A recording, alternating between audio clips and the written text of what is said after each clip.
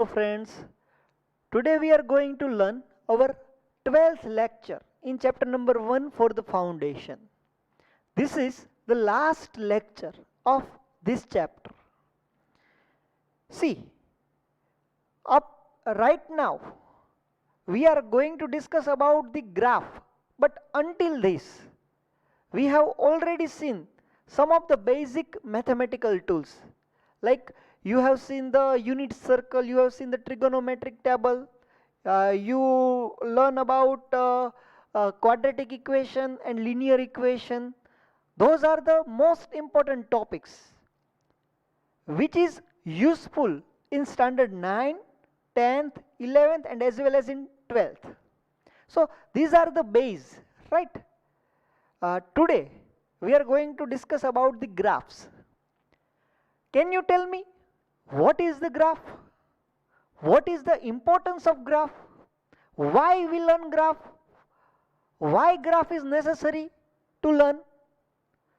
Do you have the answer of these questions? See, I think you can recognize what is graph. Maybe there are two axes, x-axis and y-axis is there. Sometimes bars are shown, so that is a bar chart, right? Sometimes pie chart is there. Pie chart means किसी प्रकार का कुछ circle होता है और circle में graph बनाते हैं कि भाई इतने प्रतिशत में लोगों का राय ये है, ये वाला प्रतिशत में ये वाली राय है लोगों की, ऐसा करके पूरा एक ग्राफ बनाया गया होता है. बट मेरा क्वेश्चन ये है कि व्हाई ग्राफ इज नेसेसरी. आपको जो कुछ भी चीजें बतानी हो किसी को तो आप बोल के भी बता सकते हैं कि भाई सुन, ये सारी चीजें हो रही है, तो आप सुन के भी बोल के भी वो सारी चीजें किसी को बता सकते हैं, या आप खुद सुन के भी कोई सारी चीजें आप जान सकते हैं. फिर ग्राफ क्यों जरूरी है? सी, मैं आपको एक एग्जाम्पल के जरिए बताना चाहता हूं कि सपोज इस वक्त आईपीएल का माहौल चल रहा है, ठीक है, तो 7:30 बजे मैच स्टार्ट हो जाती है. तो आप लोग सपोज कि आप कहीं बाहर गए हैं और 8, सवा 8 बजे तक आप आते हैं, तब तक कि सपोज के 6 या 7 ओवरें फेंकी गई होगी. आपके पापा मैच देख रहे हैं टीवी में, आप जल्दी से आए और टीवी में अभी एडवर्टाइज चल रही है, तो आप पहला क्वेश्चन क्या करोगे आपके पापा से कि किसकी बैटिंग आई, टॉस किसने जीता, टॉस जीत के उन्होंने क्या डिसीजन लिया, अगर ये वाली टीम बैटिंग कर रही है तो अभी तक कितनी ओवरें खत्म हुई. ये सारे प्लेंटी ऑफ क्वेश्चंस आपके दिमाग में रहेंगे और एक के बाद आप एक आपके पापा को पूछते जाओगे कि पहला क्वेश्चन, पहली ओवर किसने डाली, उसमें कितने रन आए. आपके पापा बोले कि पहली ओवर ये पर्सन ने डाली, उसमें इतने रन आए. दूसरी ओवर किसने डाली, उसमें कितने रन आए, उसमें इतने रन आए. तो विकेट किसका गिरा, विकेट किसने लिया. ये बहुत सारे क्वेश्चंस एंड आंसर्स एक के बाद एक आपके और आपके पापा के बीच में होते जा रहे हैं. वैसे में ही अगर सपोज ऐसे सारे कन्वर्सेशन की बजाय टीवी में क्या करते हैं, टीवी वाले लोग बार बार एक चार्ट बना के आपके सामने भेजते हैं. थोड़ी थोड़ी देर के अंदर एक आपकी स्क्रीन पे एक चार्ट आता है, वो चार्ट से आप पूरी चीज एनालिसिस कर सकते हैं कि अभी तक 7 ओवरें फेंकी गई है, ये वाली टीम बॉलिंग कर रही है, 7 ओवर में से इतने इतने हर एक ओवर में रन आए, ये ओवर में विकेट गई है. ऐसा कुछ ग्राफ इस तरह से आपको दिया जाता है, देखो, ठीक है. तो ये वाले सारे जो ग्राफ्स है, तो ये ग्राफ देख के आपको पता चल सकता है कि पहली ओवर किसने डाली, दूसरी ओवर किसने डाली, तीसरी ओवर किसने डाली, चौथी ओवर किसने डाली. यहाँ पे बॉलर के नाम तो नहीं रहते, लेकिन आपको पहली ओवर में कितने रन आए वो पता चल सकता है. तीसरी ओवर में 1 विकेट गिरा है, तीसरी ओवर में 4 रन आए, छठी ओवर में 2 विकेट आए और 4 जितने रन आए या 3 रन आए. तो ये पूरी चीजें आप ग्राफ में से इजीली पता कर सकते हैं. So why graph is necessary, because you can save a lot of time in analysis, right? By help of graph you can save your time and पूरी की पूरी जो सारी चीजें हैं उसको आप ब्रीफ में अच्छे से याद कर सकते हैं कि ये सारी सिचुएशन हो चुकी है, ये मेरे सामने ग्राफ है, और ग्राफ के जरिए कोई तीसरा पर्सन भी उस चीज को देखे ना तो वो भी आसानी से पूरी चीज समझ सकता है। अगर मैं उसको बताने जाऊं वर्बली या ओरली या तो लिख के, तो उसकी बजाय वो ये ग्राफ देख ले तो ग्राफ से वो आसानी से कम टाइम में पूरी चीज वो भी एनालिसिस कर सकता है। So one type of communication will be easy by using the help of graph. That's why we have to learn the graph, right? See, graph means what? Graph means one type of line. Maybe that is straight line, or maybe that is curved line, or something else. Sometimes pie chart and bar chart are also used. But in our case, we are going to discuss about only that graph which has a line, right? So in our today's lecture, we are not discussing about bar chart or pie chart. We are discussing just about the graph which has a line. Maybe it is straight, maybe it is curved, or something else, right? So let us move on the module. What is there in our module? See the first theory, graph. Graph is a line, straight or curved, which shows the variation of one quantity with respect to other, which are interrelated with each other. See, यहाँ पे भी जो सारी चीजें थी, तो यहाँ पे भी दो क्वांटिटी थी। यहाँ पे एक्स एक्सिस पे मैंने ओवर्स, कितनी ओवर्स हुई वो ली, वाई एक्सिस पे मैंने रन्स लिए। सो ग्राफ किसका बनाया जा सकता है? दो क्वांटिटी का बनाया जा सकता है, जिसमें एक क्वांटिटी और दूसरी क्वांटिटी, एक क्वांटिटी आप अपने मुताबिक ले लेते हैं कि ये क्वांटिटी लेके मैं उसमें चेंज कितना कितना हो रहा है वो मैं देखूंगा। सी, मैं आपको एक एग्जांपल बताता हूं। सपोज कि मेरे पास कोई एक ऐसा एग्जांपल है, force is equal to mass into acceleration. So in this case there are three quantities, but suppose I make mass constant. How can I make mass constant? By choosing one object. See, अगर मैंने ये वाले object को choose कर लिया कि भाई ये वाले ऑब्जेक्ट पे मैं अभी बात करने जा रहा हूं, या तो मेरा एक्सपेरिमेंट ये वाले ऑब्जेक्ट पे होगा, तो एक बार मैं ये ऑब्जेक्ट ले लेता हूं, फिर तो उसका मास कांस्टेंट हो जाएगा।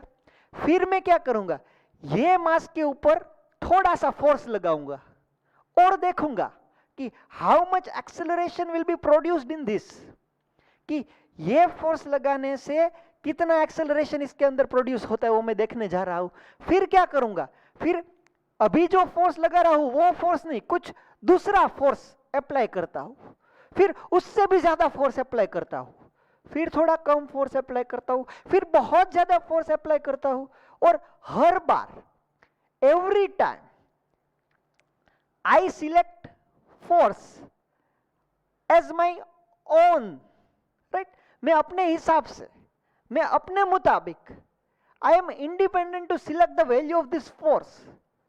मेरे को कितना फोर्स लगाना है वो किसी को पूछने नहीं जाना है, वो मैं अपने आप से सिलेक्ट कर सकता हूं, मेरे को भी इतना फोर्स लगाना है।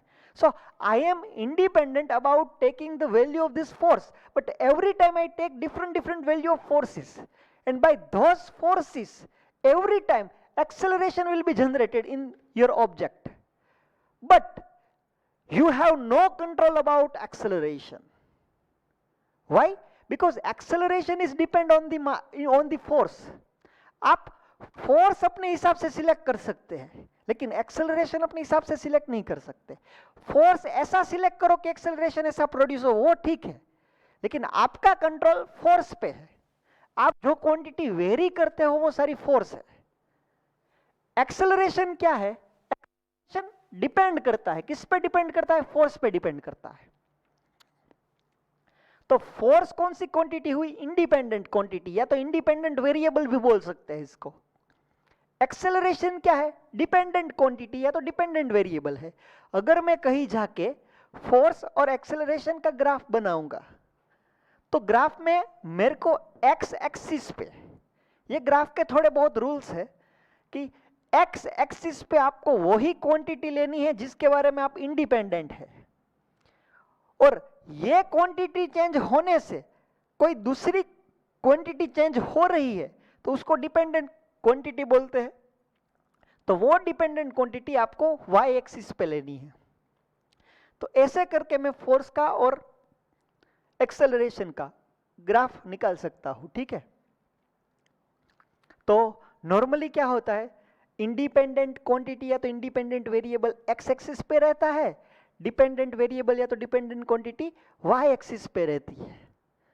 फिर दूसरी चीज है, अगर यही चीज, यही ग्राफ आपको दिखने में कितना अच्छा लग रहा है, लेकिन सपोज ग्राफ बनाते वक्त आपको ध्यान क्या रखना है, आपके पास जो भी स्केल मेजरमेंट ले रहे हैं आप, सपोज कि मैंने यहाँ पे एक के बाद एक ओवर रखा है, पहला ओवर, दूसरा ओवर, तीसरा ओवर, चौथा ओवर, पांचवा ओवर, छठा ओवर, यहाँ पे 2 run, 4 run, 6 run, 8 run, 10 run, 12 run, 14 run, 2-2 के गैप पे मैंने रन्स लिए। इसकी वजह मेरा स्केल मेजरमेंट ठीक नहीं होता। सी, मैं ऐसे भी स्केल ले सकता हूं ना कि डायरेक्ट यहाँ पे 5 रन, यहाँ पे 10 रन, यहाँ पे 15 रन, यहाँ पे एक ओवर, दूसरा ओवर, तीसरा ओवर, चौथा ओवर, पांचवा ओवर, छठा ओवर। तो यहाँ पे क्या होगा, यही ग्राफ देखो, पहली ओवर में 8 रन आए तो यहाँ पे पहली ओवर का 8 रन मेरे को ऐसे दिखाना पड़ता, दूसरी ओवर में 4 रन आए तो दूसरी ओवर के 4 रन मेरे को यहाँ पे ऐसे दिखाना पड़ता, तीसरी ओवर में 4 रन आके एक विकेट आया तो वो भी मेरे को ऐसे दिखाना पड़ता, पांचवी ओवर में, सॉरी चौथी ओवर में आए 12 रन तो 12 रन को मेरे को ऐसे दिखाना पड़ता, पांचवी ओवर में आए 8 रन तो 8 रन को भी मेरे को ऐसे दिखाना पड़ता 8 के सामने, छठी ओवर में 2 विकेट आए और 4 रन आए तो वो भी मेरे को ऐसे दिखाने पड़ते। तो इसके कंपैरिजन में ये ग्राफ देखने में आपको अच्छा नहीं लग रहा है, क्यों? क्योंकि ये पूरा ग्राफ किसी एक जगह पे कंबाइन हो चुका है, मतलब पूरे एरिया में आपको इतना अच्छे से दिख रहा है, उसके जगह पे यहाँ पे आप देखो किसी एक जगह पे वो पूरा सा पूरा दब गया है। तो हमारा जो स्केल मेजरमेंट है वो एकदम सही रहना चाहिए। सही मतलब कि कोई अननोन पर्सन, कोई तीसरा पर्सन उसको आके देखे तो उसको समझ में आना चाहिए, ग्राफ देख के उसको इजी रहना चाहिए, ग्राफ देख के वो कंफ्यूज नहीं होना चाहिए कि ये किसका ग्राफ है, ये पूरा क्यों एक जगह पर सिमट चुका है। आपका स्केल मेजरमेंट इतना बड़ा भी नहीं होना चाहिए कि आप पूरे के पूरे ग्राफ को अपने ये जगह पे दिखा भी ना सको, मतलब कि यहाँ पे मैं 1 run, 2 run, 3 run, 4 run, 5 run तो 6 रन, तो यहाँ से 6 रन ही आएंगे, तो 12 रन वाली ओवर में कहाँ पे लगाऊं, तो वो नहीं हो पाएगा। तो आपका स्केल मेजरमेंट कैसा है उस पे आपका ग्राफ बहुत डिपेंडेंट रहता है। तो ग्राफ बनाते वक्त आपको एक तो स्केल मेजरमेंट का पूरा ध्यान रखना है, उसके साथ साथ क्वांटिटीज का भी ध्यान रखना है कि यहाँ पे जो क्वांटिटीज है वो इंडिपेंडेंट रहनी चाहिए, यहाँ पे जो है वो डिपेंडेंट क्वांटिटीज रहनी चाहिए। अभी हम एक के बाद एक हमारे मॉड्यूल में क्या दिया गया है वो देखते हैं। Graph is a line straight or curved which shows the variation of one quantity over the other quantity which are interrelated with each other in a relation of two quantities. In a relation of two quantities, the quantity which is made to alter at will is called the independent variables. आप अपने मुताबिक अपनी इच्छा से किसी भी चीज को बदल सकते हैं तो आप उसके बारे में इंडिपेंडेंट है, वो क्वांटिटी को आप इंडिपेंडेंट वेरिएबल बोलते हैं। and other quantity which varies as a result of this change is called the dependent variable. और वो क्वांटिटी चेंज होने से कुछ दूसरी क्वांटिटी चेंज हो रही है तो वो वाली क्वांटिटी को आप डिपेंडेंट क्वांटिटी या तो डिपेंडेंट वेरिएबल बोलते हैं, ठीक है। For example, in a relation of force is equal to mass into A, if mass is taken as constant then force proportional to A, it means the acceleration is determined by the force. So to plot a graph, force is taken as independent variable and acceleration is the dependent variable. Conventionally in any graph, independent variable is represented along x-axis and dependent variable is represented along y-axis, is represent along axis नहीं along y-axis, यहाँ पे y-axis रहना चाहिए, ठीक है। Thus in the relation force is equal to m, the force will be plotted along x axis and acceleration will be plotted along y axis. यही सारी चीजें मैंने एग्जांपल लेके आपको बताया था। सी, in order to plot a graph, we must have sufficient data. Sufficient data means what? कि आपके पास बहुत सारे डेटा रहने चाहिए. आप ग्राफ बनाते हो तो सिर्फ एक या दो चीज का ग्राफ नहीं बनाते. एक बार ये फोर्स लगाया और एक्सेलरेशन कितना हुआ, दूसरी बार ये फोर्स लगाया और एक्सेलरेशन कितना हुआ. तो ये छोटी मोटी चीजें तो आप बात करके भी बता सकते हैं ना. आपको ग्राफ कब बनाना है? ग्राफ तभी बनाना है जब आपके पास डेटा बहुत लॉन्ग हो, और वो लॉन्ग डेटा को आपको कम टाइम में किसी अननोन को समझाना हो, तब जाके आप ग्राफ का यूज कर सकते हैं. तो ग्राफ यूज कब करना है? आपके पास सफिशिएंट डेटा रहना चाहिए. और वो सफिशिएंट डेटा आएगा कैसे? थियोरेटिकल भी आ सकता है, प्रैक्टिकल भी आ सकता है. सपोज कि force is equal to mass into acceleration. हर बार मैं अलग अलग एक्सपेरिमेंट करूं. पहली बार ये फोर्स लगाओ, दूसरी बार ये फोर्स लगाओ, तीसरी बार ये फोर्स लगाओ, 8वीं बार ये फोर्स लगाओ, 10वीं बार ये फोर्स लगाओ, और हर बार एक्सेलरेशन के बारे में पता करूं. तो ये एक भी वे है, ये एक वे भी है. दूसरा वे क्या है? आप अपने equation force is equal to mass into acceleration में अलग अलग चीज, अलग अलग डिजिट फोर्स के लेते जाओ, और उसके मुताबिक एक्सेलरेशन में क्या चेंज हुआ वो देखते जाओ. तो आप थियोरेटिकल भी आपके पास डेटा आ सकता है, प्रैक्टिकली भी आपके पास डेटा आ सकता है. कैसे भी आपके पास डेटा है उसके मुताबिक आप अपना ग्राफ बनाओ. यहाँ पे वही चीज लिखी गई है कि this data can be obtain either theoretically और experimentally. The theoretical data is obtained by putting the various value of one quantity in a theoretical relationship and calculating the corresponding magnitudes of the other quantities. ठीक है. While plotting a graph for the variation of two quantities, we have to select the suitable scale. For the two axes along which those two quantities are to be represented, the scale chosen must be simple, convenient to operate, and represent the graph to its best advantage. Ultimately, what is your scale measurement? It is most important factor in graph. Your scale measurement must be as simple and as convenient to other. Right? Because if your scale measurement is good, then after some other person can easily understand what is there in the graph. The scales should not be very small so that all the quantities of the data may not get crowded at very simple portion of the graph. आप ऐसा कुछ scale measurement नहीं choose करो जिसके वजह से पूरा का पूरा ग्राफ किसी एक जगह पे क्राउडेड हो जाए, और इतना बड़ा भी मत करो. The scale should not be so large that the entire data may not be represented on that graph. आप स्केल मेजरमेंट छोटा भी मत रखो, स्केल मेजरमेंट बहुत बड़ा भी मत रखो. उसको अपने मुताबिक ऐसा रखो कि पूरे के पूरे पेज के अंदर आपका ग्राफ आ जाए और किसी अननोन को वो समझ में भी आ जाए. दिखने में भी अच्छा लगना चाहिए और समझने में भी आसान रहना चाहिए. ऐसा कुछ स्मॉल मेजरमेंट आप अपने मुताबिक रख सकते, स्केल मेजरमेंट रख सकते हैं. Uses of graph. See, graph का यूज क्या है मैं आपको एक एग्जांपल के जरिए बताता हूं. मेरे पास एक इक्वेशन है, suppose y is equal to 2x, ये वाला इक्वेशन है सपोज. तो मैं क्या करता हूं, एक टेबल बनाता हूं जिसमें मैं x की और y की अलग अलग वैल्यू लेता हूं. ठीक है, यहाँ पे x, यहाँ पे y, हर बार अलग अलग कुछ वैल्यू ले लेता हूं मैं. सपोज x की वैल्यू 1 ली, x की जगह पे आप 1 रख दो तो 2 1s are 2, तो y की वैल्यू आई 2. x की जगह पे 2 ले लो तो y का आंसर आया 4. x की जगह पे 0 ले लो तो y का आंसर भी आया 0.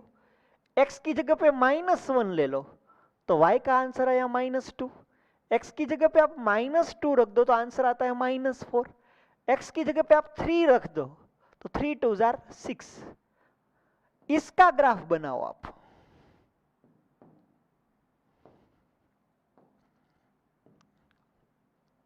ये x एक्सिस है, ये y एक्सिस है, ये ओरिजिन है, और यहाँ पे suppose 1 2 3 4, 1 2 3 4, -1 -2, sorry, hello hello hello, -2 -3, यहाँ पे भी -1 -2, -3, -4। आप x जब 1 है तब y 2 है, मतलब कि आपका पॉइंट हुआ 1,2, x1 तब y2, x1 तब y2, मतलब कि ये वाला पॉइंट आया। फिर कौन सा पॉइंट आया, x2 तब y4, x2 है तब y4 है, मतलब कि ये वाला पॉइंट आया। ठीक है, फिर x0 तब y भी 0, मतलब कि ये वाला। फिर x जब -1 है, x -1 है तब y -2 है, मतलब x में -1 और y में -2, x में -2 और y में -4, -3 यहाँ पे है तो सपोज -4 यहाँ पे होगा, तो x में -2 तब y में -4 यहाँ पे। और फिर कौन सा पॉइंट बचा, 3,6, 3 यहाँ पे, 5 यहाँ पे होगा और 6 यहाँ पे, सपोज कि यहाँ पे किधर पॉइंट होगा वो।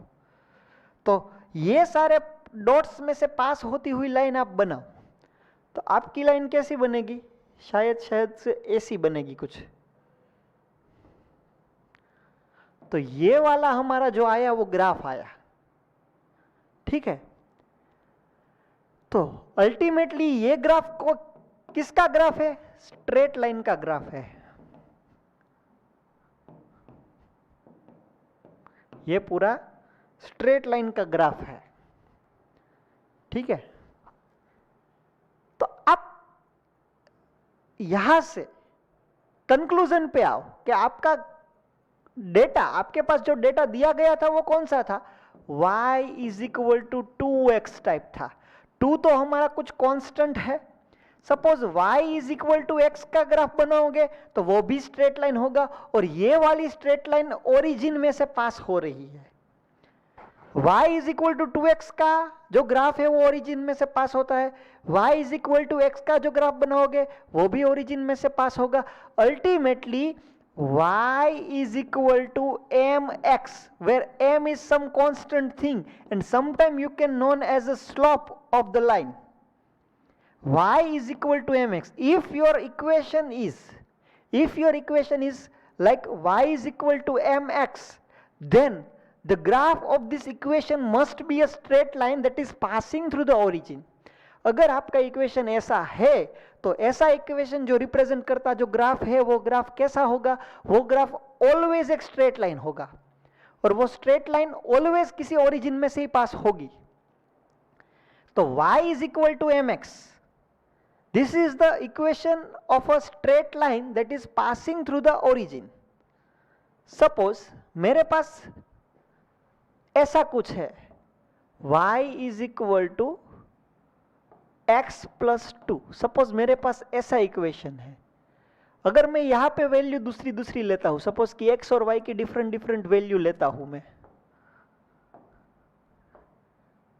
सी x की वैल्यू सपोज 1 लेता हूं तो y की वैल्यू 3 आई, x की वैल्यू 2 लेता हूं तो y की वैल्यू 4 आई, x की वैल्यू 0 लेता हूं तो y की वैल्यू 2 आई, x की वैल्यू -1 लेता हूं तो y की वैल्यू 1 आई। x यहाँ पे -1 रख दो, -1 + 2 + 1, x की वैल्यू -2 लिख देता हूं तो y की वैल्यू 0 आई, x की वैल्यू 3 रख देता हूं तो y की वैल्यू 5 आई। अब जाके मैं इसका ग्राफ बना रहा हूं, तो ये वाला पॉइंट हो गया 0, ये आया 1, ये आया 2, ये आया 3, ये आया 4, ये आया 5, यहाँ पे -1, -2, -3, -4, ये भी -1, -2, -3, -4, -1, -2, -3, -4। हमारा पहला पॉइंट कौन सा है, 1,3, यहाँ पे 1 है, यहाँ पे 3 है, तो ये हो गया हमारा 1,3। फिर है 2,4, तो यहाँ पे 2 है, यहाँ पे 4 है, तो ये पॉइंट हो गया 2,4। फिर 0,2, x एक्सिस पे 0 और y एक्सिस पे 2, मतलब कि ये वाला पॉइंट 0,2। -1, ये x एक्सिस पे -1, y एक्सिस पे 1, यहाँ पे माइनस थोड़ी आएंगे भैया, यहाँ पे तो सारे प्लस ही रहना है ना, माइनस तो यहाँ पे आते हैं। x एक्सिस पे -1, y एक्सिस पे प्लस, तो हमारा पॉइंट ये हुआ -1,1। फिर -2,0, x पे -2, y पे 0, मतलब वो पॉइंट x एक्सिस पे ही लाई करता होगा। फिर 3,5, x पे 3, y पे 5, मतलब कि शायद किधर यहाँ पे कुछ होगा। तो ये सारे डॉट में से पास होती हुई लाइन आप बनाओ। ये लाइन बनाओगे तो ये लाइन कैसी आएगी, ऐसी कुछ आएगी। देखो हमारी ये लाइन ओरिजिन में से पास नहीं हो रही है, ओरिजिन के ऊपर y एक्सिस को 0,2 पे काट के गई। देखो हमारी लाइन y एक्सिस को 0,2 पे काट के गई। तो यदि हमारा इक्वेशन ऐसा है, सपोज कि हमारा equation y is equal to mx नहीं है, अगर y is equal to mx होता तो हमारा ग्राफ ओरिजिन में पास होता। अगर हमारा equation y is equal to mx नहीं, mx के साथ प्लस कुछ है, यहां पे प्लस क्या था, +2 था, तो हमारा ग्राफ y एक्सिस को 2 में से काट के गया। अगर हमारा ग्राफ ऐसा होता ना, y is equal to, suppose हमारा ग्राफ ऐसा होता y is equal to 2x + 3, तब जाके हमारा ग्राफ y एक्सिस को 0,3 में से काट के जाता। ठीक है, तो आप ये बात समझो कि यदि हमारा equation y is equal to mx + c, ये प्लस c जो है ना उसको बोलते हैं y इंटरसेप्ट, m को बोलते हैं स्लोप, स्लोप माने के tan थीटा। आपकी जो लाइन है वो x एक्सिस के साथ कितने का एंगल बनाती है, सपोज कि 60 डिग्री का बनाती है, तो ये लाइन का स्लोप क्या होगा, ये लाइन का स्लोप क्या होगा, ये लाइन का स्लोप होगा tan 60, मतलब कि √3 होगा। अगर ये लाइन का स्लोप 60 डिग्री रही, थीटा है, तो आपका m क्या होगा, m होगा tan थीटा। हेलो, और एक चीज मैं आपको सिखा रहा हूं। देखो मेरे पास एक इक्वेशन है, speed is equal to distance upon time. यहां से मैं ये कैलकुलेट कर लेता हूं कि distance is equal to speed into time. ये वाला इक्वेशन हमारे y is equal to m x के जैसा ही है। देखो y is equal to m into x जैसा ही इक्वेशन है। यदि आप ये ग्राफ प्लॉट करते, if you plot a graph of distance versus time, so I can bet that this graph must be a straight line. Why this is a straight line? Because the equation of distance is equal to speed into time is similar with y is equal to mx, and the graph of y is equal to mx is a straight line that is passing through the origin. So ये वाली line भी क्या होगी, कुछ straight line ही होगी जो origin में से पास होती हुई होगी। इसका जो स्लोप है, तो यहां पे हमारा स्लोप क्या है, स्पीड। देखो जब हम लोग ग्राफ बना रहे थे, मतलब कि आपके पास कोई एक्सपेरिमेंट हो रहा है कि एक मोटरसाइकिल है वो 10 मिनट के अंदर 10 मीटर कवर कर रहा है, 20 मिनट के अंदर 20 मीटर कवर कर रहा है, 30 मिनट के अंदर 30 मीटर डिस्टेंस कवर कर रहा है, 40 मिनट के बाद वो 40 मीटर पर है, 50 मिनट के बाद वो 50 मीटर पर है। तो हर टाइम क्या हो रहा है, टाइम जैसे जैसे इंक्रीज हो रहा है वैसे स्पीड भी, मतलब वैसे डिस्टेंस भी अपने मुताबिक बढ़ रहा है। और आप डिस्टेंस का और टाइम का ग्राफ प्लॉट करोगे तो आपके पास कोई एक स्ट्रेट लाइन आएगी, और वो स्ट्रेट लाइन का स्लोप आपको क्या देगा, वो स्ट्रेट लाइन का स्लोप आपको स्पीड देगा। मतलब कि ग्राफ बनाते वक्त आपके पास टाइम और डिस्टेंस यही दो चीजें थी, लेकिन यही चीजों का जो ग्राफ है और वो ग्राफ का स्लोप फाइंड करने से आपके पास तीसरी क्वांटिटी पता चली। आपको तीसरी क्वांटिटी कौन सी पता चली, आपको तीसरी क्वांटिटी पता चली कि इसका जो स्लोप होगा वो आपको क्या देगा, वो आपको वेलोसिटी, वो आपको देगा speed.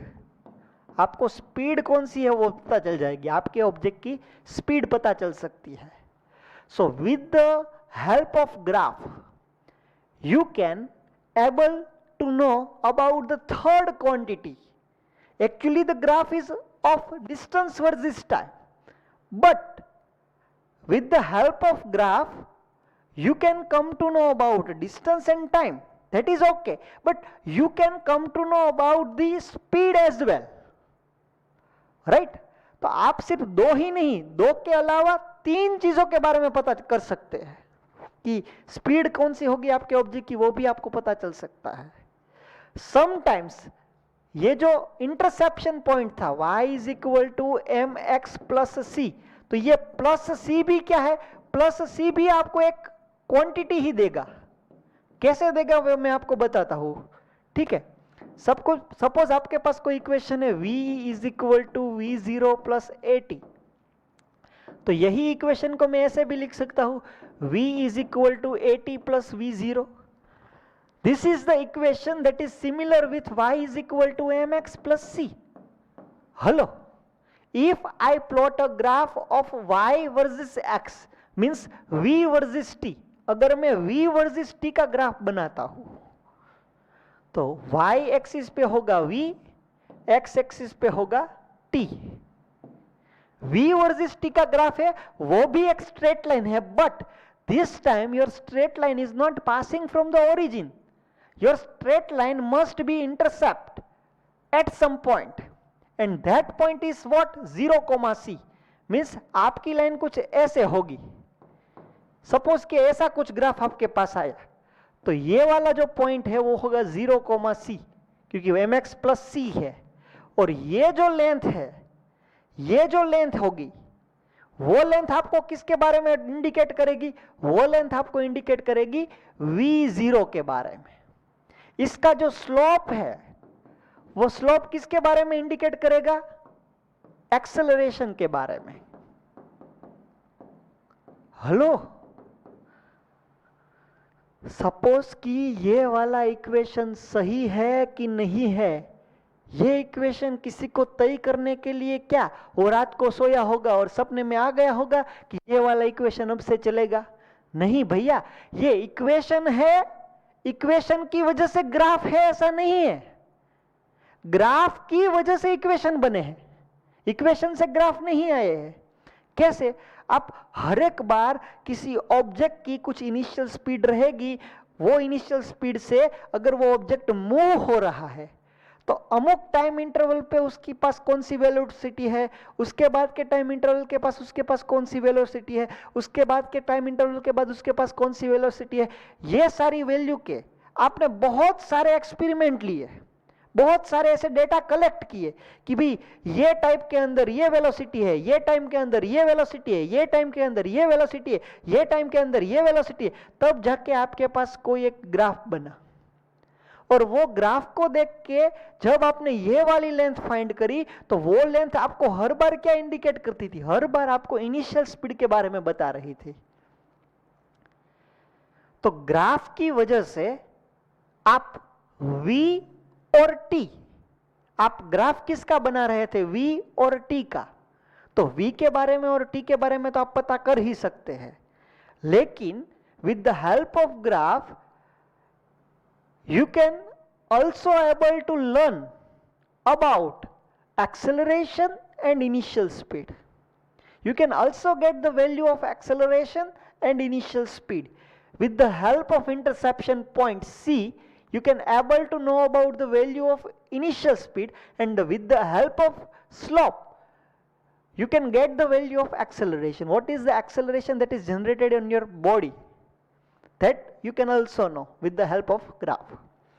So my point is, why graph is necessary?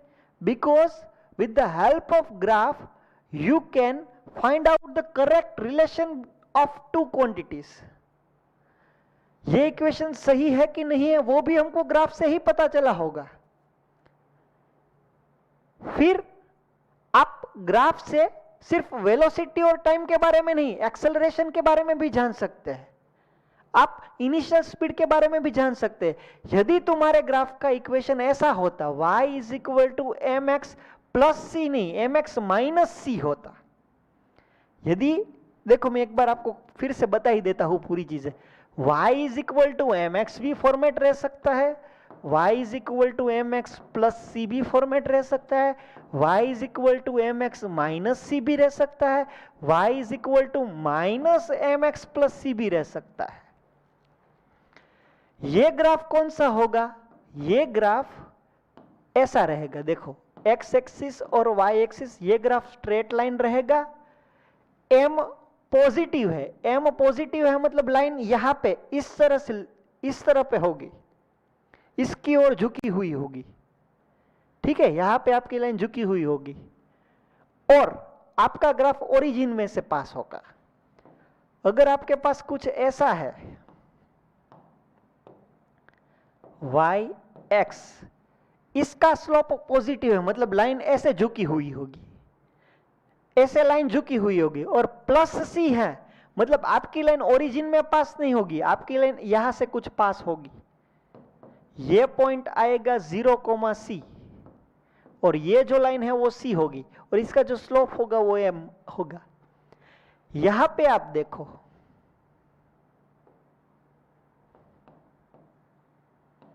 y is equal to m x minus c, तो ये वाला ग्राफ कैसे रहेगा? यहां पे रहेगा। अब आपकी लाइन, यहां पे आपकी लाइन ओरिजिन पे थी, यहां पे आपकी लाइन ओरिजिन से ऊपर थी क्योंकि प्लस सी था, माइनस सी होगा तब आपकी लाइन ना तो ओरिजिन पे होगी ना तो ओरिजिन के ऊपर होगी, आपकी लाइन ओरिजिन से भी नीचे होगी। और y is equal to minus m x plus c, minus m x plus c मतलब क्या कि आपकी लाइन ऐसे नहीं मेरी ओर झुकी हुई होगी, मतलब कि इसका जब आप ग्राफ प्लॉट करोगे ऐसा कोई इक्वेशन बना लो ना, फिर अलग अलग वैल्यू निकालो, तब जाके आपका पॉइंट ये आएगा, लाइन ऐसे झुकी हुई होगी, ये लाइन मेरी ओर झुकी हुई है, बाकी सारी लाइन आपकी ओर झुकी हुई है। तो जब लाइन आपकी ओर झुकी हुई हो तब उसका स्लोप पॉजिटिव है, जब लाइन मेरी ओर झुकी हुई हो तब उसका स्लोप नेगेटिव है। तो यहां पे देखो स्लोप नेगेटिव है और इंटरसेप्शन प्लस सी है मतलब यहां पे गया। अगर आप y is equal to minus m x minus c का ग्राफ निकालोगे तो वो लाइन कैसे आएगी? वो लाइन ऐसे आएगी, लाइन मेरी ओर झुकी हुई होगी क्योंकि स्लोप नेगेटिव है और इंटरसेप्शन भी नेगेटिव है, मतलब आपकी लाइन ना तो ओरिजिन से पास होगी ना तो उसके ऊपर से कट होगी, आपका कट नीचे की ओर y एक्सिस पे आएगा। So y is equal to m x plus c, m x minus c, y is equal to m x, y is equal to minus m x plus c और y is equal to minus m x minus c. ये पांचों के पांचों graph कैसे आने वाले हैं वो मैंने आपको बता दिया है। आप ये देखो uses of graph. The shape of graph plotted for two quantities gives us the clear idea about the relationship between those two quantities. For example, if the graph is a straight line and passes through the origin, it may be represented by y is equal to mx. If graph is straight line having positive or negative intercepts on y axis, it is represented by y is equal to mx plus c or mx minus c. अगर origin से pass होगा तो y is equal to m x, अगर positive y intercept रहेगा तो y is equal to m x plus c, अगर negative y intercept रहेगा तो y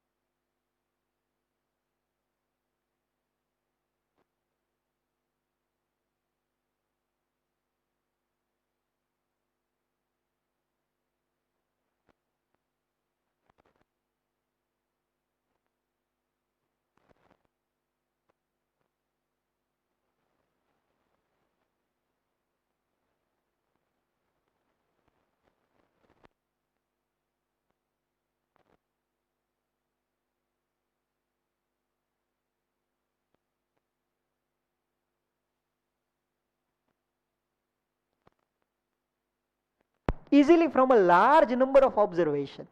So this is the uses of graph. See, this is the graph of y is equal to mx, where this angle is theta and the slope is m is equal to tan theta. See, distance versus time. Here x is equal to v into t. Here the constant of proportionality is the speed of the car. Here if you find out the slope, that slope will give you the velocity, right? Because velocity तो नहीं बोल सकते, speed देगा. यहाँ पे displacement versus time रहता है ना, डिस्प्लेसमेंट वर्सेस टाइम, तो आपका स्लोप आपको वेलोसिटी देता. ये देखो y is equal to m x plus c है, तो आपकी लाइन ओरिजिन से काट कर नहीं गई, उसके ऊपर से काट के गई. ये जो OB वाला डिस्टेंस है, OB वो डिस्टेंस है C, और स्लोप है वो है tan थीटा. थीटा क्या है? x एक्सिस, मतलब कि x एक्सिस के साथ कितना एंगल बना वो, ठीक है.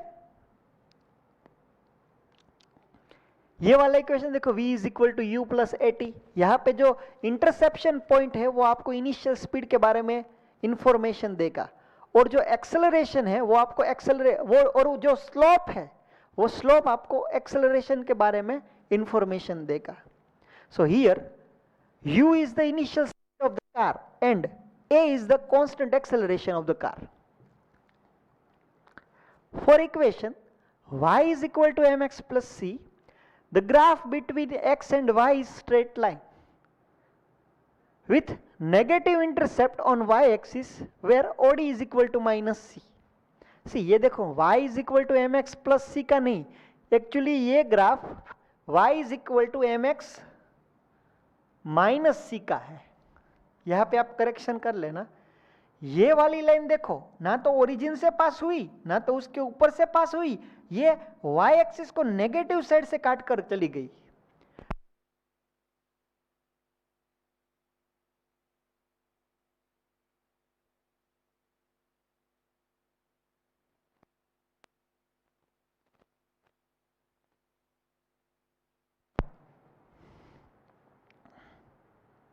ओके, ठीक है. सी, ये वाली जो लाइन है ना तो ओरिजिन से पास हुई ना तो उसके ऊपर से कट कर गई, ये तो नीचे से कट करके गई. It means this is the graph of y is equal to mx minus C.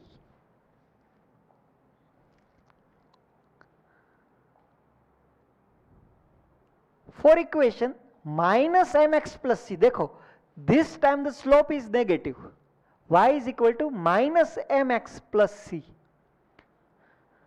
So minus slope है मतलब कि लाइन आपके उधर नहीं मेरे उधर झुकी हुई है, और इस तरह से लाइन है मतलब कि ये वाला स्लोप नेगेटिव है, क्योंकि एक्स एक्सिस के साथ जो एंगल बन रहा है वो 90 से भी ज्यादा का बन रहा है. अगर एंगल 90 से भी ज्यादा है तो आपका स्लोप नेगेटिव आएगी, क्योंकि टेन थीटा अगर 90 से ज्यादा है तो आपका स्लोप नेगेटिव आना है. यहाँ पे O से F डिस्टेंस जो है वो इंटरसेप्शन पॉइंट, OF क्या है वो आपका इंटरसेप्शन पॉइंट C है. तो मैंने आपको सारी चीजें बता दी, y is equal to m x plus c क्या है, y is equal to m x minus c क्या है. अब मैं आपको बताने जा रहा हूं इनवर्स प्रोपोर्शन रिलेशन. मीन्स मेरे पास कोई इक्वेशन ऐसा है, y is equal to 1 upon x. Suppose I have this kind of equation, right. So I am taking the value of few quantities. Suppose I am taking the different value of x's, and with the help of that value I can find out the value of y. See, x की value मैं अलग अलग ले रहा हूं. Suppose कि x मैंने लिया 0, अगर x 0 रखूं तो y हो जाएगा इन्फिनिटी. अगर x की वैल्यू लेता हूं 1 तो y की वैल्यू भी 1 है. अगर x की वैल्यू 2 है तो y की वैल्यू 1/2 है. अगर x की वैल्यू 3 है तो y की वैल्यू 1/3 है. अगर x की वैल्यू 4 है तो y की वैल्यू 1/4 है. आप इसका कुछ ग्राफ प्लॉट करो.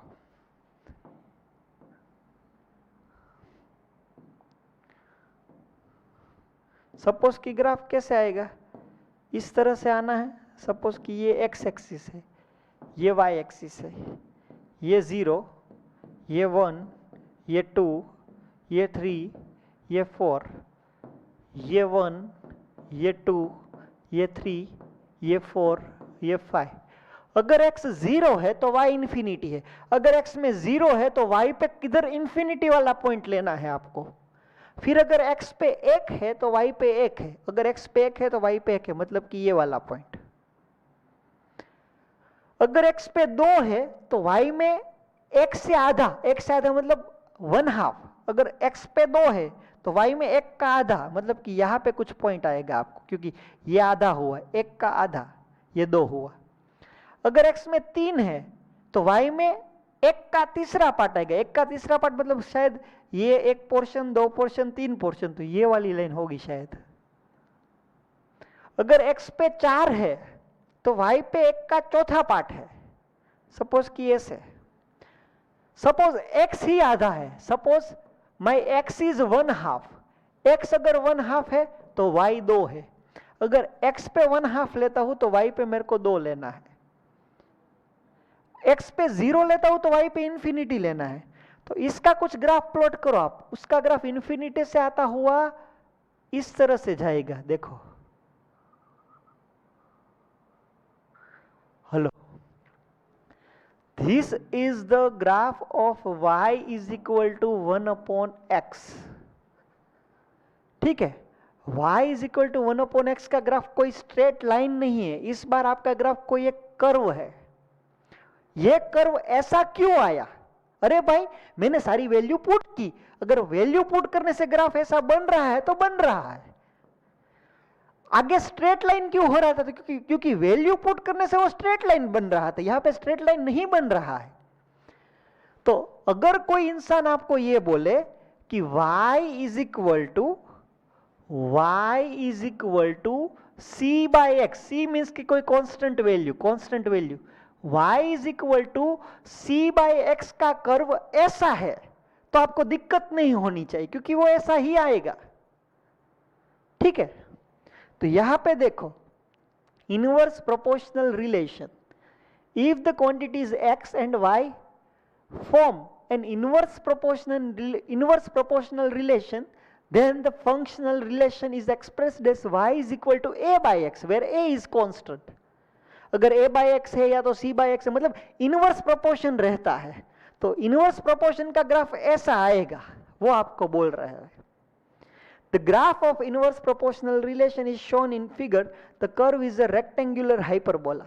ऐसे टाइप का कोई हाइपरबोला रहेगा। ये सब हम क्यों पढ़ रहे हैं? क्योंकि जब आप 11th और 12th साइंस में आओगे तब आपके पास दो क्वांटिटी रहेगी। y एक्सिस पे y नहीं रहेगा, x एक्सिस पे x नहीं रहेगा। y एक्सिस पे भी कोई क्वांटिटी आ जाएगी, x एक्सिस पे भी कोई क्वांटिटी आ जाएगी।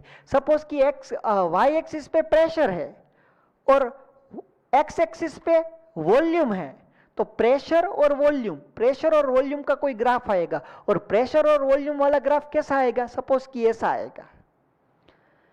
In physics, a very common example of inverse proportional relation is Boyle's law. That is, pressure P of an ideal gas is inversely proportional to its volume at a constant temperature. अगर temperature constant है, so P is inversely proportional to constant upon V. See, P is inversely proportional to V. Means कि P is equal to कुछ constant put करना होगा और वो constant के नीचे आपको V करना होगा। फिर क्या हो जाएगा? PV is equal to constant. तो ये हमारी वैल्यू है, PV is equal to constant. आगे फिजिक्स में ऐसे कुछ चीजें आने वाली है, इसीलिए मैं ग्राफ आपको अभी से पढ़ा रहा हूं। तब जाके आपके पास ऐसा शेप आता है तो आपको ये पता होना चाहिए कि इनवर्स का ग्राफ ऐसा आएगा। स्ट्रेट लाइन होगी तो y is equal to mx plus c, या y is equal to mx minus c, या y is equal to mx होना चाहिए। ठीक है,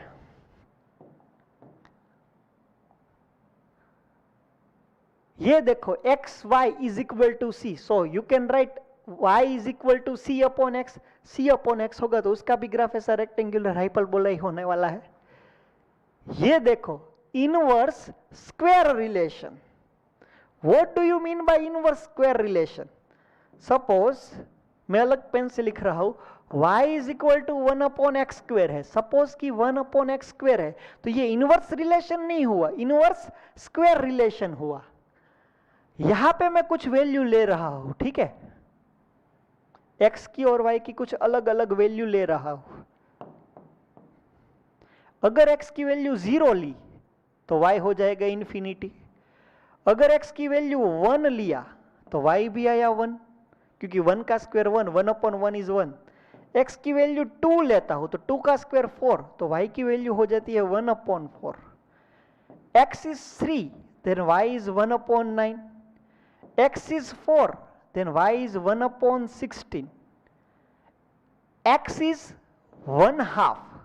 सपोज x is 1/2 तो 1/2 का स्क्वायर 1/4, so y is 4।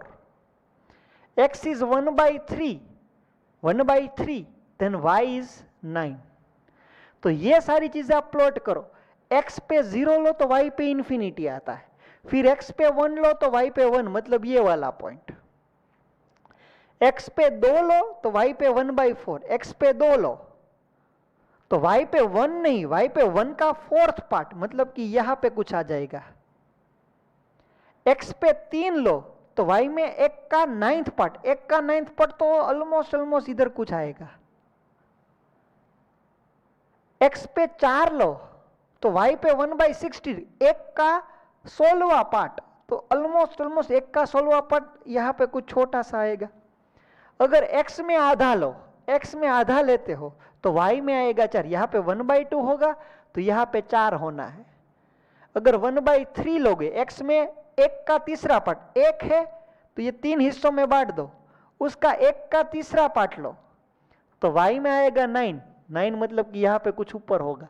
और उसका ग्राफ बनाओगे तो इन्फिनिटी में से 9 में जाता हुआ यहां पे ऐसे आएगा।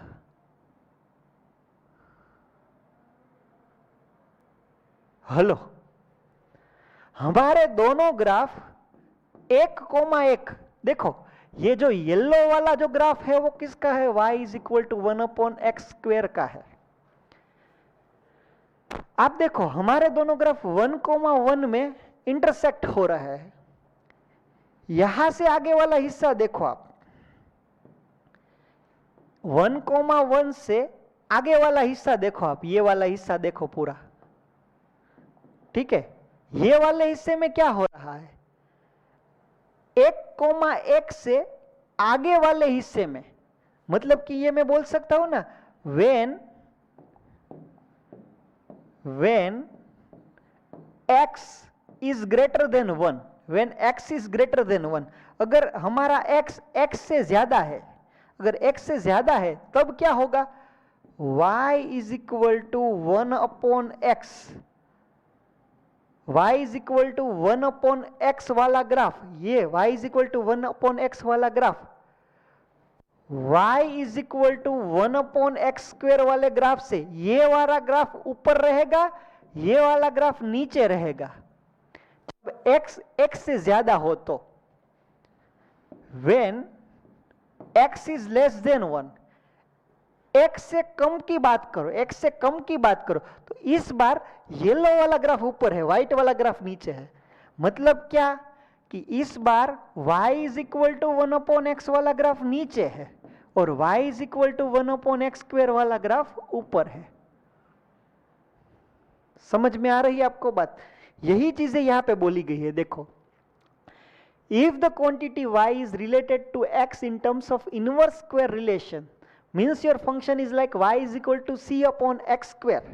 तो यहां पे देखो दोनों ग्राफ दी है, जो डॉटेड वाला ग्राफ है वो y is equal to 1/x का है और जो y is equal to 1/x² वाला ग्राफ है वो इस तरह से है। मैंने आपको यहां पे बताया कि ऐसा क्यों आ रहा है, ठीक है। आप ऐसा रट्टा मत मारो कि ये ऐसे ले लिया, ये ऐसे ले लिया, लेकिन क्यों ले लिया।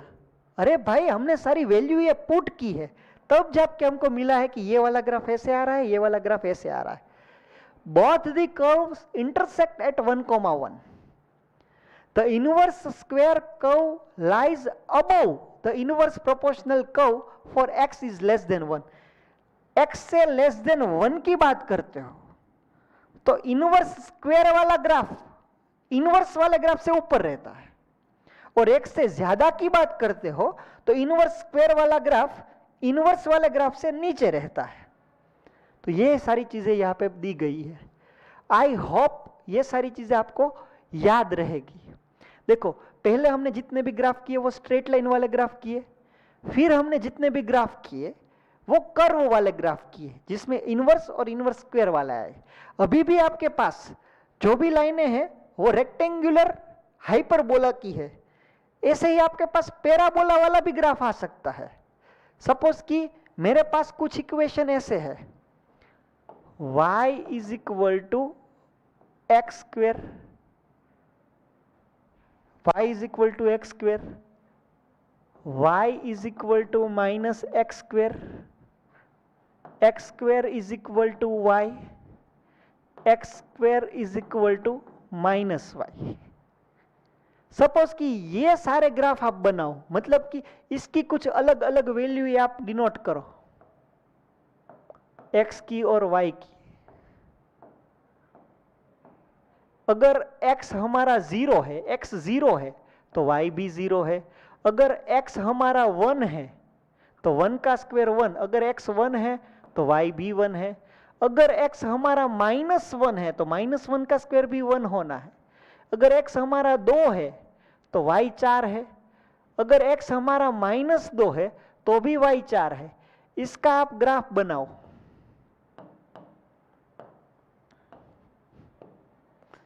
जीरो, 1, 2, -1, 2, यहाँ पे 1, 2, 3, 4। अगर x 0 तो y 0, मतलब ये पॉइंट। अगर x 1 तो y भी 1। अगर x -1 तो y भी 1। अगर x 2 तो y 4। अगर x में -2 तो y में +4 ही है। तो ये सारे पॉइंट को आप लोकेट करता हुआ कोई ग्राफ निकालोगे तो वो ग्राफ कैसा आएगा? ऐसा, स्वामीनारायण के तिलक जैसा। ठीक है, सो ये ग्राफ पूरा क्या पैराबोला टाइप है, ऐसा parabola type. y is equal to x square का ग्राफ ऐसा आएगा। अगर आप इसकी अलग अलग वैल्यू निकालोगे, इसकी अलग अलग वैल्यू निकालोगे और y is equal to -x square का ग्राफ निकालोगे, y is equal to -x square, तो उसका ग्राफ कैसा रहेगा? उसका ग्राफ रहेगा इस तरह से। हेलो, अगर आप x square is equal to y, x square is equal to y बोलो कि y is equal to x square बोलो, ये दोनों तो सेम ही हुए, मतलब ये कुछ दोनों ग्राफ अलग नहीं है। हेलो, ये मैंने गलती से यहाँ पे ऐसा लिख दिया है, मैं ऐसा लिखना चाहता था शायद। y is equal to -x square नहीं, हमको लिखना क्या चाहिए? बस सपोज कि देखो, अगर कुछ ऐसे ग्राफ है, y is equal to x square है तो वो ऐसा रहेगा। y is equal to -x square है तो ये ऐसा रहेगा। सपोज ऐसा है, y square is equal to x है और y square is equal to -x है। देखो ये डिफरेंट हुआ। y square is equal to x है तो उसका ग्राफ निकालो आप, y square is equal to x का। ऐसे ही अलग अलग वैल्यू लो और y square is equal to x का ग्राफ निकालो तो वो ग्राफ ऐसा रहेगा। और y square is equal to -x का ग्राफ निकालो, yx, तो ये वाला ग्राफ ऐसा रहेगा। ठीक है, ये स्वामीनारायण के तिलक जैसा, ये उल्टा तिलक, ये C टाइप और ये D टाइप। रट्टा मत मारना कि किस में किसका ग्राफ आएगा। ठीक है, आप ऐसी वैल्यू पुट कर देना, ऐसा कुछ ग्राफ बनता है। मतलब मैं आपको सिर्फ ये बताना चाहता हूं कि अभी तक आपने जितने भी ग्राफ किए उसमें सिर्फ लाइन ही आ रही है। वो लाइन स्ट्रेट लाइन भी हो सकती है या कर्व वाली लाइन भी हो सकती है। कर्व वाली लाइन हुई तो उसमें पैराबोला भी आ सकता है, हाइपरबोला भी आ सकता है। हाइपरबोला कब आया? हाइपरबोला इनवर्स और इनवर्स स्क्वायर प्रोपोर्शन में आया। यहां पे क्या है? पैराबोला है। तो पैराबोला कब आना है? एक साइड स्क्वायर और एक साइड नॉर्मल, मतलब यहां पे 2 पावर है, यहां पे 1 पावर है, यहां पे 2 पावर है, यहां पे 1 पावर है। तो यदि किसी इक्वेशन के अंदर कहीं पे डबल पावर है और कहीं पे सिंगल पावर है तो वो सारी क्वांटिटीज के अंदर पैराबोला टाइप का हमारा ग्राफ आएगा। इनवर्स स्क्वायर, आप यहां पे देखो इनवर्स स्क्वायर की बात कर रहे थे, तो हम लोग इनवर्स स्क्वायर पढ़ क्यों रहे थे? क्योंकि फिजिक्स के अंदर इनवर्स स्क्वायर वाले कुछ लॉज है। देखो न्यूटन्स का लॉ क्या कहता है, F is equal to G m1 m2 upon r square. Newton का लॉ ये बताता है कि किसी भी दो मास के बीच अट्रैक्शन होता है और वो अट्रैक्शन कितनी वैल्यू वाला होगा, इतनी वैल्यू वाला होगा। G कांस्टेंट है, m1 m2 भी कांस्टेंट है, so ultimately force is inversely proportional to 1 upon r square.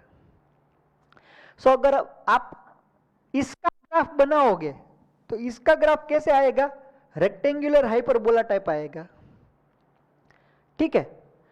ऐसा ही कूलम का लॉ है, ये दोनों मास के बीच लग रहा है, ये दोनों चार्जेस के बीच लग रहा है, ये 12th साइंस के अंदर आ रहा है। ऐसा कुछ लॉ है आपके पास। तो यहां पे भी force is inversely proportional to 1 upon r square है, मतलब इसका ग्राफ भी कैसा आएगा, ऐसा यहां पे जो दिखाई दिया है ना, ऐसा ग्राफ आना है 1 अपॉन एक्स स्क्वायर टाइप। यहां पे y की जगह पे फोर्स रहेगा, x की जगह पे डिस्टेंस r रहेगा, और उसका ग्राफ भी ऐसे शेप में ही आएगा। तो ये सारे हम पढ़ इसलिए रहे क्योंकि ऐसे कुछ लॉज आने वाले हैं। फिर ये वाले जो मैंने बताए, y square is equal to k x, मैंने के की जगह पे 1 ले लिया, y square is equal to minus k x. तो देखो y square is equal to x, ये वाला हुआ, y square is equal to minus x, ये वाला हुआ। ये x square is equal to k x नहीं हो, यहां पे होना चाहिए k y, x square is equal to के वाई, ऐसा टाइप का ग्राफ है, दिया नहीं है। लेकिन x square is equal to minus k y होता तो ये तिलक नीचे आता स्वामीनारायण का। तो यही चार चीजें मैंने आपको बताई अभी। फिर ये वाला ग्राफ और ये वाला ग्राफ आपको सिर्फ देख लेना है। क्यों देख लेना है? क्योंकि ये वाला किधर भी आगे भी काम नहीं आने वाला है। y is equal to a x plus b x square, यदि ऐसा कुछ ग्राफ है और a और b दोनों पॉजिटिव कांस्टेंट है तो ग्राफ ऐसा है। चिंता मत करना, आप अपने हिसाब से x और y के अलग अलग वैल्यू लेके देख लेना। अगर a पॉजिटिव है और y नेगेटिव है तब जाके कुछ ऐसा ग्राफ बन रहा है। चिंता मत करना, ये अगर वैल्यू लेके प्लॉट करना आएगा तो हम लोग कर लेंगे आगे जाके, अगर नहीं आएगा तो ठीक है अभी जाने देते। इसको सिर्फ याद रख लो कि a x plus b x square वाला ऐसा आएगा, ये वाला ग्राफ ऐसा आएगा। ये सर्कल है और ये है इलिप्स। सर्कल में क्या रहता है, पूरी रेडियस ए, मतलब रेडियस हर जगह पे सेम रहती है। इलिप्स में ऐसा नहीं रहता, यहाँ पे रेडियस बड़ी है, यहाँ पे रेडियस छोटी है, मतलब इसको आप रेडियस नहीं बोल सकते। यहाँ पे ये डिस्टेंस अलग है, फिर अलग होता होता यहाँ पे अलग हो गया।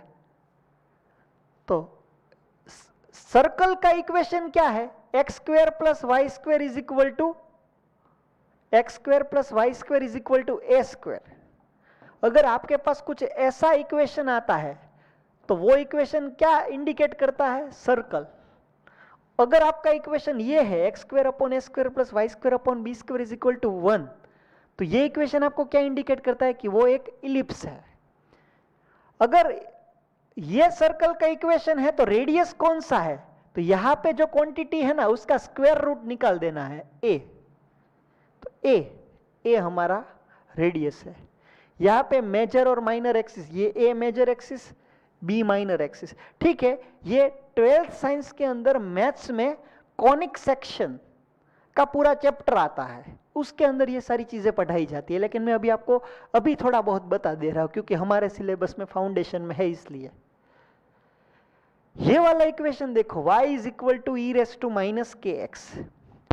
ये देख के आपको क्या लगेगा, ये देख के आपको ये लगेगा कि सर ये तो हमारा इनवर्स प्रोपोर्शन वाला ही नहीं है। नहीं, ये इनवर्स प्रोपोर्शन वाला नहीं है। इनवर्स प्रोपोर्शन वाले में क्या रहता था, यहां पे टच नहीं होता था, ये ऐसे रहता था। वो तो ठीक है, लेकिन इसमें एक और बात अलग है। सपोज यहां पे 1 है, यहां पे 2 है, सो 1 के अंदर ये वैल्यू है, 2 के अंदर ये वैल्यू है, 3 के अंदर ये वैल्यू है। मतलब कि आप 1 से 2 यहां पे इतना गए, यहां पे इतना आगे गए, तो यहां पे आप देखो बहुत सारा नीचे आए। मैं थोड़ी वैल्यू नजदीक ले लेता हूं तो आपको पता चले। सपोज कि ये वैल्यू लेता हूं, ये वैल्यू, सपोज कि ये 1 है, ये 2 है, तो 1 के अंदर ये पॉइंट आया और 2 के अंदर ये पॉइंट आया। सो 1 से 2 यहां पे मैं थोड़ा सा आगे गया तो मैं नीचे बहुत सारा उतर गया, थोड़ा आगे आया तो डिक्रीमेंट बहुत सारा हो चुका। मतलब कि किसी भी एक क्वांटिटी में थोड़ा सा भी फर्क होता है, थोड़ा सा भी फर्क होता है तो दूसरी क्वांटिटी में बहुत सारा डिक्रीमेंट या इंक्रीमेंट हो जाता है। ये माइनस के एक्स का ग्राफ है इसलिए डिक्रीमेंट हो रहा है, अगर ये प्लस के एक्स का ग्राफ होता तो ये इंक्रीमेंट हो जाता। मतलब कि ये एक्सपोनेंशियल कर्व है। यहां से थोड़ा आगे गए तो सडन डिक्रीमेंट हुआ, फिर थोड़ा आगे गए फिर डिक्रीमेंट हुआ। या ये y is equal to 1/x वाले में ऐसा नहीं होता है, इसमें थोड़ा थोड़ा डिक्रीमेंट रहता है, इसमें एक्सपोनेंशियल डिक्रीमेंट रहता है। That's why it is known as exponential curve. ये भी आपको याद रहे तो ठीक है, वरना लास्ट के दो आप याद नहीं भी रखोगे तो चलेगा। जैसे ही आपके स्टैंडर्ड में आगे आएगा तब जाके हम वो चीजें वापस से डिस्कस कर लेंगे। So that's it from this chapter as well as that's it from this lecture. Graph के बारे में आपको जितना कुछ याद रहता है, ये पूरा लेक्चर देख के उसके बारे में थोड़ी बहुत नोट्स बना लेना। जो भी चीज़ें चली है एक बार अच्छे से देख लेना, क्योंकि 11th और 12th साइंस के अंदर कितनी भी बार आपको ये क्वांटिटी का ग्राफ कैसा रहेगा, ये क्वांटिटी का ग्राफ कैसा रहेगा, इसका ग्राफ कैसा रहेगा, ऐसे बहुत सारे क्वेश्चन आपके सामने आने वाले हैं। इवन नीट के अंदर भी एक ग्राफ का क्वेश्चन कंपलसरी है। तो इसीलिए नीट एग्जाम के पॉइंट ऑफ व्यू से देखा जाए तो ग्राफ वाला ये लेक्चर बहुत इंपॉर्टेंट है। आप एक बार अच्छे से पूरा स्टडी कर लेना, फिर ये सारी चीज़ें मॉड्यूल में से टिक कर लेना, मतलब देख लेना मॉड्यूल में से भी, और एक बार सारी चीज़ें देख लेना। So here we stop. That's it from today's lecture. जय हिंद, जय भारत, अस्तु। Thank you.